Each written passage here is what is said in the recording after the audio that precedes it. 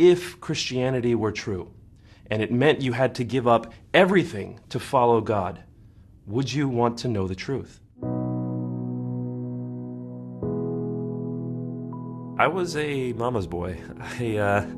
Every time we went out somewhere, if I were scared, I would run up to my mom. I would stay very close to her. If I were sick, I would put my head on her tummy.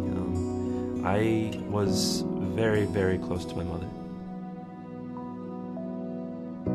My earliest memories are of my mother every day sitting me next to her and having me put on my skull cap and showing me how to recite the Quran letter by letter. I finished the Quran when I was 5 years old, and by that time I had memorized the last 7 chapters so that I could recite them during the 5 daily prayers. To be raised Muslim in the United States was a point of pride because we believed that we had the truth.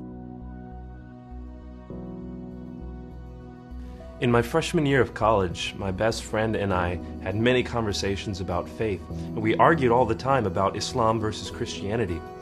But one specific day, he pulled me aside and he said, "Nabeel, if Christianity were true, and it meant you had to give up everything to follow God, would you want to know the truth?"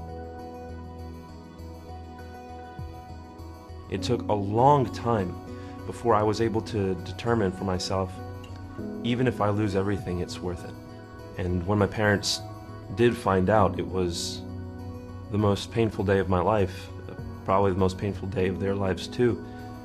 And I'll never forget the look in my mother's eye. Her whole life is Islam, just like my life was, and now my whole life is Christ, and there's no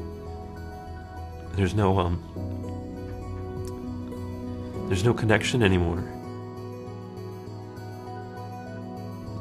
But to have Christ in my life makes every loss worth it.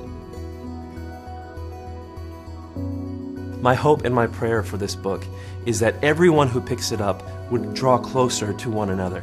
Muslims by understanding the gospel, Christians by understanding the passion and the love that Muslims have, and ultimately through all of this, so that we can arrive at the truth and at a glory that will be given to God.